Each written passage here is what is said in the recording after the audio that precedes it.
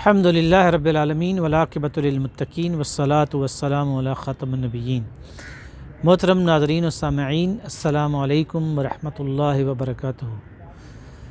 رمضان المبارک کا ببرکت مہینہ سایہ فگن ہے، اور اس مہینے میں اللہ کی رحمتیں اور اللہ تعالیٰ کی برکتیں وہ کھل کر برستی ہیں۔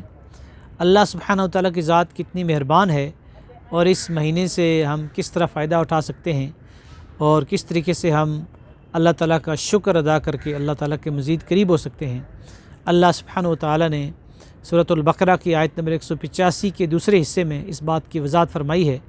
اللہ سبحانہ و تعالیٰ کا ارشاد ہے، اعوذ باللہ من الشیطان الرجیم، بسم اللہ الرحمن الرحیم، فمن شہد منکم الشہر فلیصمہ، اور تم میں سے جو کو بھی اس مہینے کو پائے تو وہ ضرور روزے رکھے۔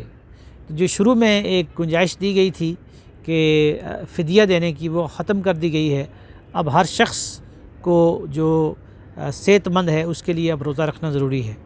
وَمَن كَانَ مَرِيضًا أَوْ عَلَى سَفَرٍ فَعِدَّةٌ مِّنْ أَيَّامٍ أُخَرَ، دو قسم کے لوگ روزے سے مستثنیٰ کیے گئے ہیں، یعنی وہ اگر ایک جو بیمار اور دوسرا جو مسافر ہو، جو لمبے سفر پہ ہو۔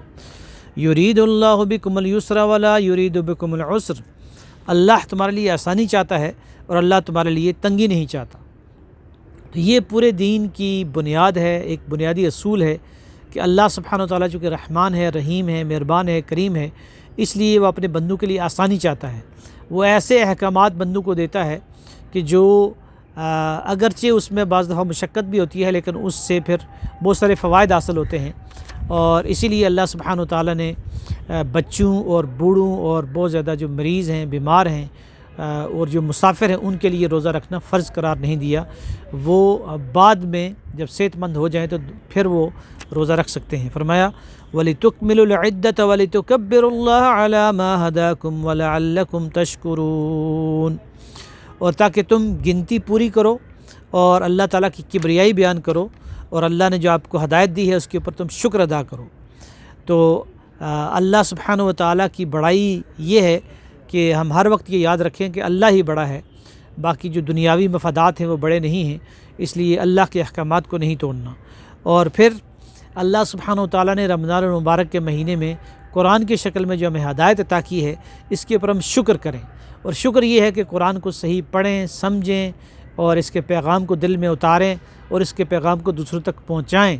اور جب ہم شکر ادا کریں گے، شکر سے نعمتیں بڑھتی ہیں، اللہ تعالیٰ کی رحمت اور ہمارے اوپر برسے گی۔ تو محترم ناظرین و سامعین، اللہ تعالیٰ سے دعا ہے کہ رمضان المبارک کے اس ببرکت مہینے میں اللہ تعالیٰ ہمیں اپنا شکر ادا کرنے اور قرآن مجید کو پڑھنے اور اس کو پڑھانے اور پھیلانے کی توفیق عطا فرمائے۔ وآخر دعوانا الحمدللہ رب العالمین۔